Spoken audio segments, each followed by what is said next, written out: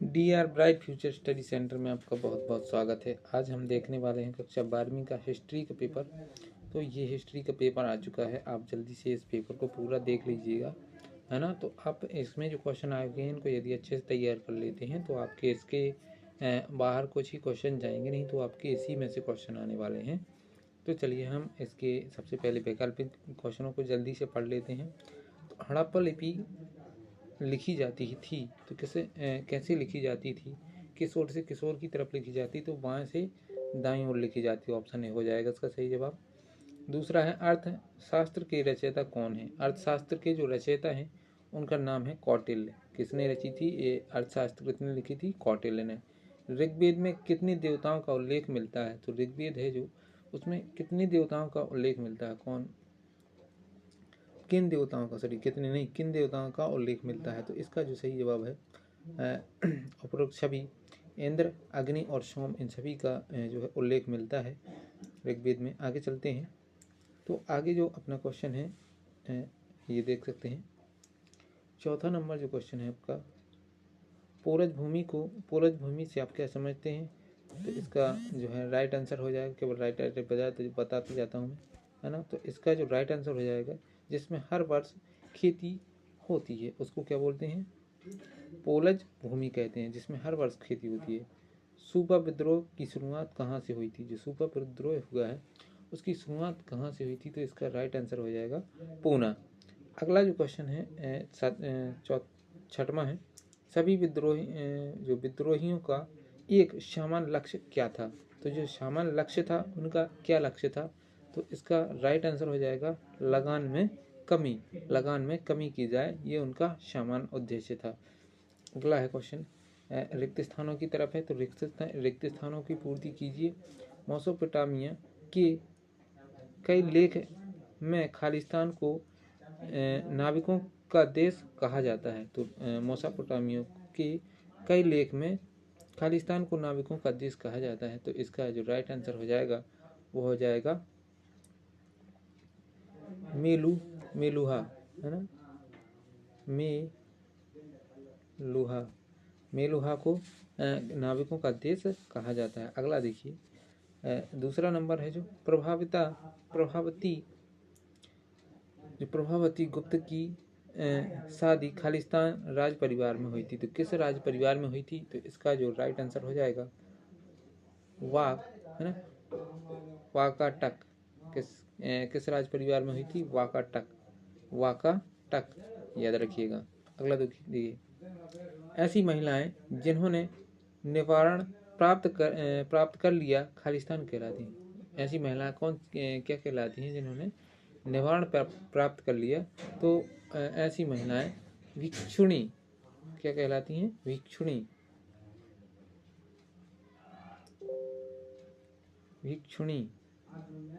Right answer हो जाएगा, ये भिक्षुणी कहलाती हैं ऐसी महिलाएं। आगे चलते हैं। अपने जो अगला है, संस्कृत को विशाल पहुंच वाली भाषा के रूप में खालिस्तान ने वर्णित किया है। तो किसने वर्णित किया है, तो अल बिरूनी,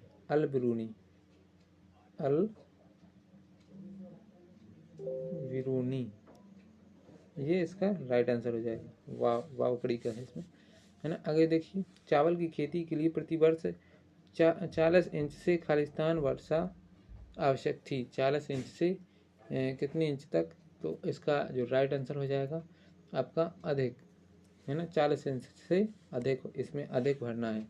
क्या भरना है दोस्तों, इसमें 40 इंच से अधिक, याद रखिएगा, है ना। अगला क्वेश्चन देखिए। अगला जो खालिस्तान है, अमेरिकी गृह युद्ध ने भारत के खालिस्तान व्यापार को अत्यधिक बढ़ावा दिया है। तो इसका जो राइट आंसर हो जाएगा कपास। क्या हो जाएगा, कपास। आगे चलते हैं। भारतीय जनता खालिस्तान कानून को काला विधेयक कहते थे। तो भारतीय जो जनता है उस किस कानून को, तो रॉलेट एक्ट को काला विधेयक कहते थे। किसको, रॉलेट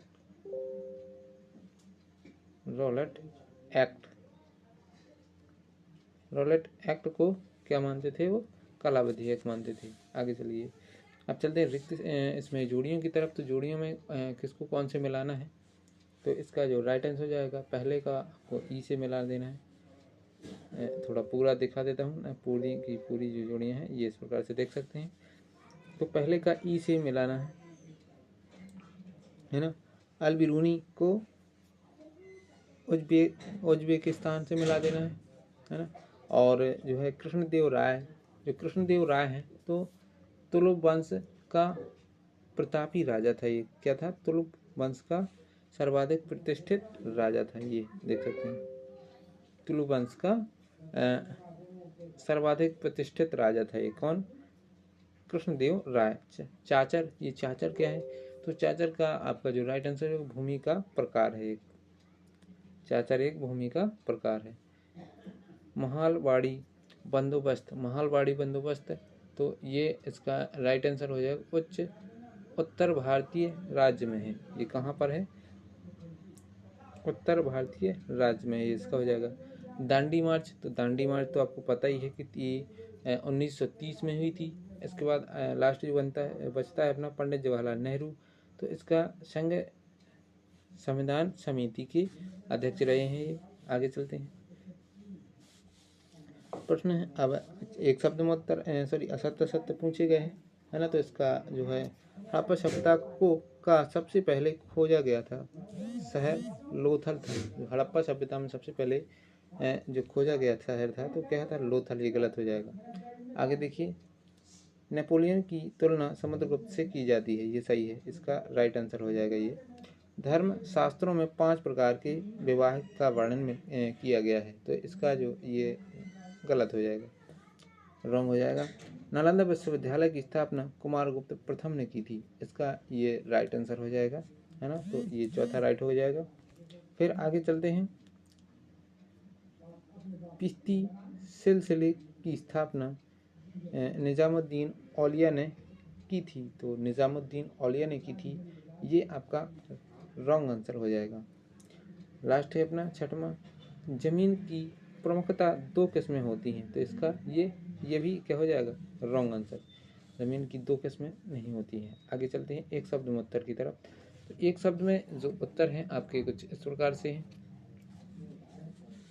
भारतीय पुरातत्व का जनक किसे कहा जाता है, तो जो भारतीय पुरातत्व है उसका जनक अलेक्जेंडर कर्निंघम, है ना। अलेक्जेंडर कर्निंघम को कहा जाता है। आगे चलते हैं, आप लिखते जाइए। पैमाने पर सोने के सिक्के किसके द्वारा चलाए गए थे, तो सोने के सिक्के कुषाण शासकों के द्वारा चलाए गए थे। किसके द्वारा, कुषाण शासकों के द्वारा चलाए गए थे।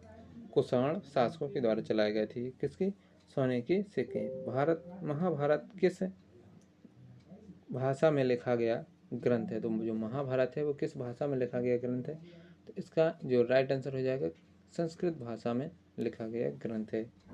शेषनाग पर आराम करते हुए विष्णु की सबसे ऊंची और बड़ी प्रतिमा कहाँ स्थित है, तो सबसे बड़ी जो है ऊंची प्रतिमा एलोरा महाराष्ट्र में है।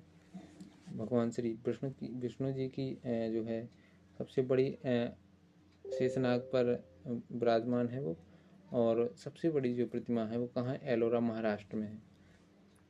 विजयनगर के 2 प्रतिष्ठित मंदिरों के नाम कौन कौन से हैं, तो इसका जो राइट आंसर हो जाएगा विरूपाक्ष और विट्ठल मंदिर।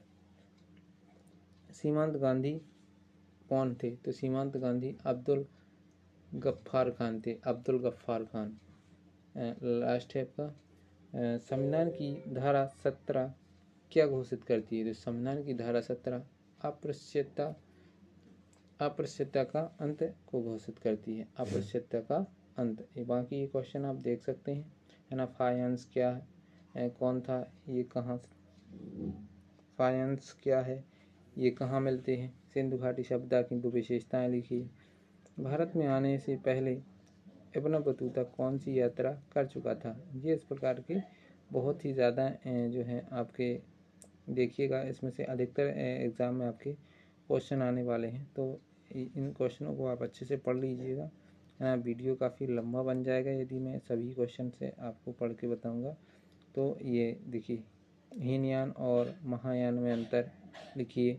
ठीक है, इस प्रकार से फिर बाकी 18वां क्वेश्चन है, देख सकते हैं। विजयनगर सम्राट की अमरनायक जो है प्रणाली को समझाइए। ये इस प्रकार से बहुत ही ज़्यादा इम्पोर्टेंट। धर्म प्रवर्तक से आप क्या समझते हैं?